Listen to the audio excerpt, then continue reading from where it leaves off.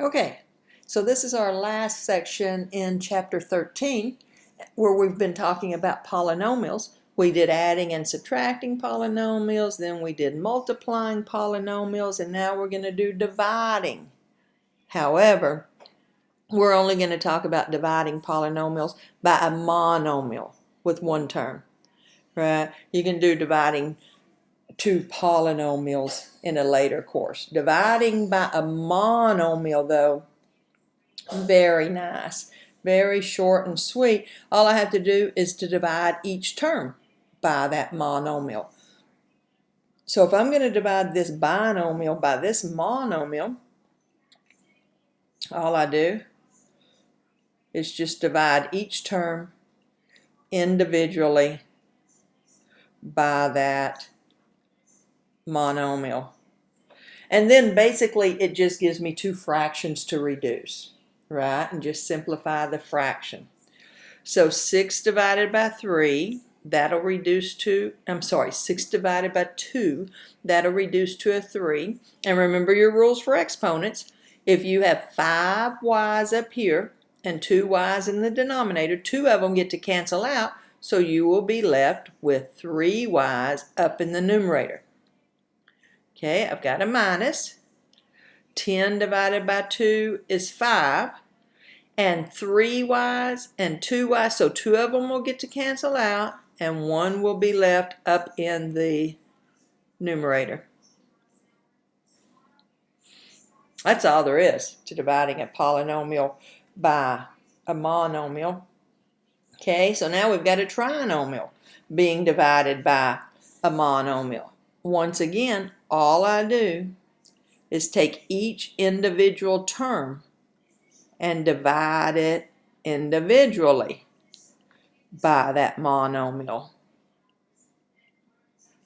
And then it'll just give me a series of fractions to simplify, basically. Okay, so 20 divided by 4 is 5. N to the 5th divided by n cubed is what? N squared. 5 minus 3 is 2. 8 divided by 4 is 2, plus sign, so plus 2. 4 n's on top, 3 on bottom. 3 will cancel out and leave 1 n. 4 minus 3 is 1. Minus, okay, 5 over 4 doesn't simplify, so I'm just going to leave that the fraction, 5 over 4. Now notice this time we've got more n's on the bottom. So when we're done dividing, we're going to be left with n's on the bottom. So 2 on top, 3 on bottom. 2 of them will get to cancel out, meaning 1 of them will be left on the bottom.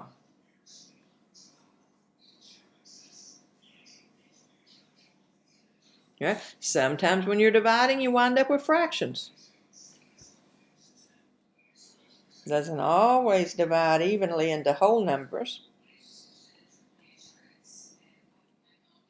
Okay, negative 15m to the 4th divided by 5m squared plus 10m cubed divided by 5m squared plus 5m squared divided by 5m squared.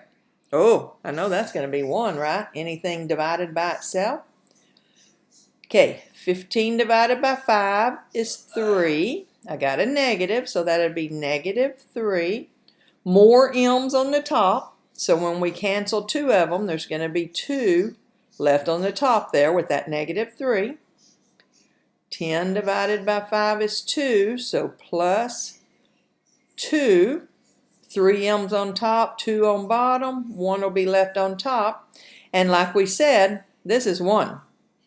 Anything divided by itself. 5 divided by 5 is 1. M squared divided by M squared is 1. 1 times 1 is 1. All right, one more. Okay.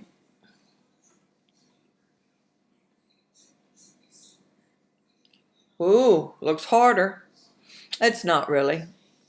9g to the 8th h cubed divided by negative 3g squared h cubed plus 12g to the 5th h to the 9th divided by negative 3g squared h cubed minus 6g to the 6th h to the 5th divided by negative 3g squared h cubed plus 2g cubed h to the 4th divided by negative 3g squared h cubed. As long as you're just dividing by a monomial, you just divide every individual term by that monomial. All right, and then you simplify the fractions you're left with. Okay, now this is a negative. 9 divided by 3 is 3. G to the 8th over g squared. G to the 6th. Oh, anything divided by itself is 1, right? Okay, 12 divided by negative 3, that's negative 4. Maybe we should put it up here like we've been doing. G to the 5th on top, g squared on bottom. That's going to leave a g cubed on top. H to the 9th on top, h cubed on bottom. That's going to leave an h to the 6th on top. Now this time we got a negative negative, so that's going to be a plus. 6 divided by 3 is 2, so plus 2. G to the 4th, 6 minus 2, h squared, 5 minus 3. Okay, 1 negative means that's a minus, and once again, now I'm going to have a fraction, 2 thirds. There's going to be 1 g on top and 1 h on top, right? 2 g's cancel, leaves 1 g. 3 h's cancel, leaves 1 h. Okay, that finishes up chapter 13. Just one more to go.